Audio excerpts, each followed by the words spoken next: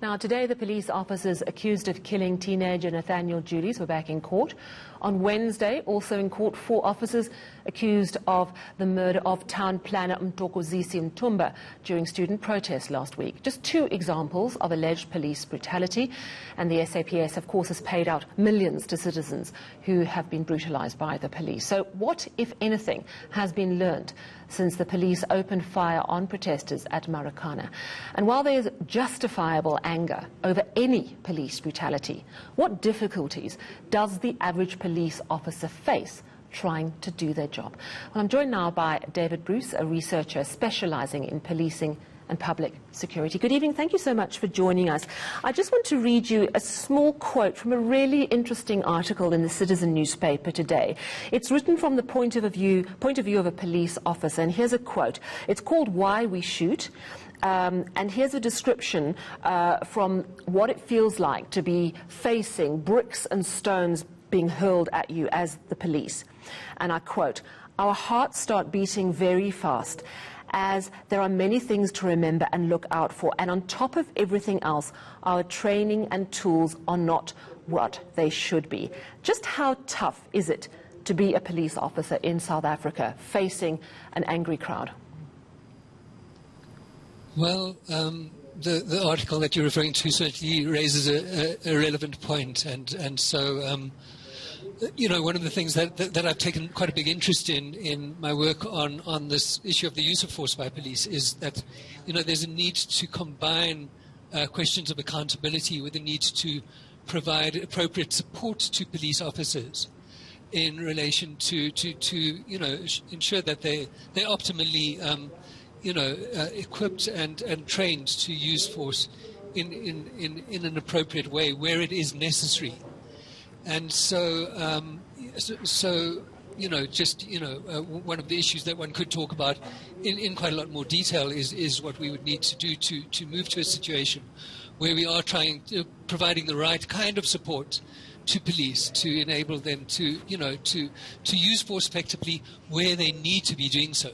Yeah. But part of what we're talking about here in relation to the 2 incidents that you referred to is a situation where, at least in the, I think possibly in both of them, there's a question about whether there was any justification for the use of force.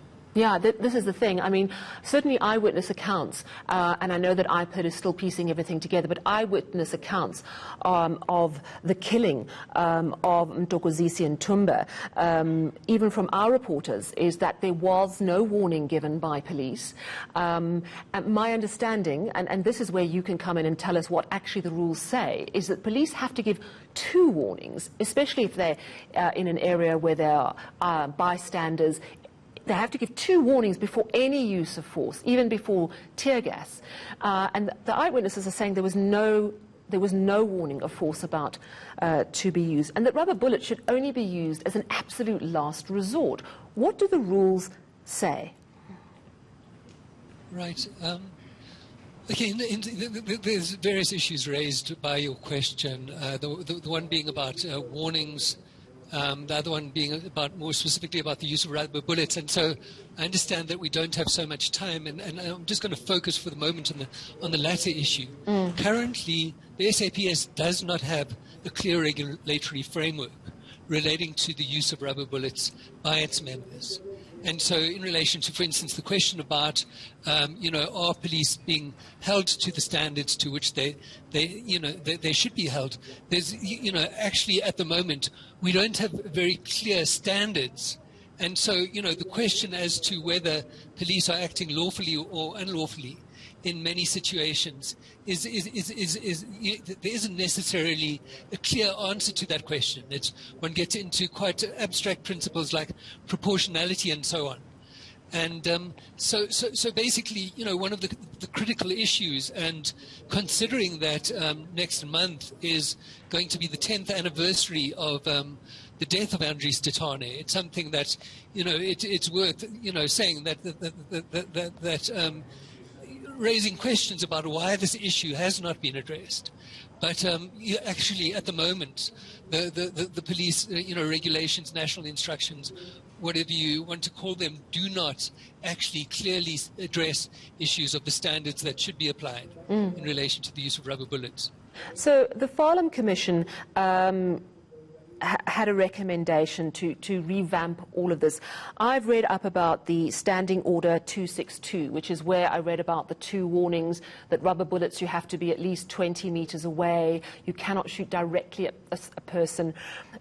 What came out of the Farlam Commission recommendations, and how far are we from getting some sort of specific framework for the police to follow?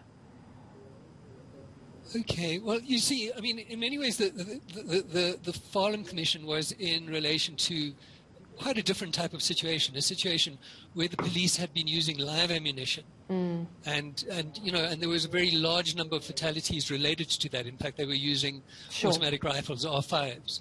So, but nevertheless, the Farlam Commission made a recommendation for a panel of experts to be established to look into actually quite a wide range, a number of questions.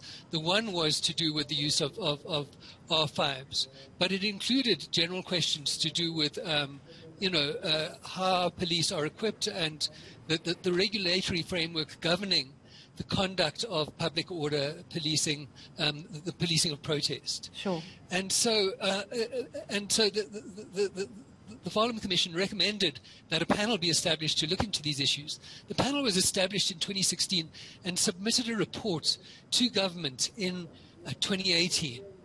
Unfortunately, that report has never actually seen the light of day. There's, there have been, for instance, recent meetings where it's been indicated that, some attention has been paid to aspects of the report, but it's not at all clear to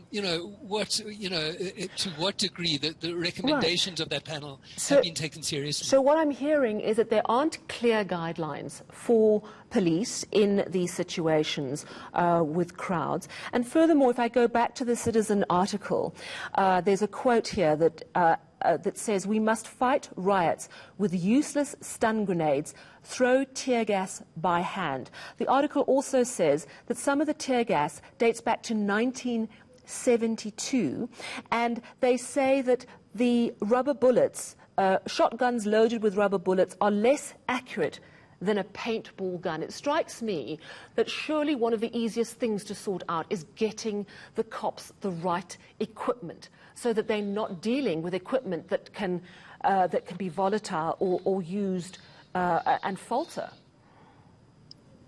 Right, okay. Well, I'm sure there is some kind of merit to some of the concerns about equipment that they are raising, particularly the issue of, for instance, it's generally agreed that the types of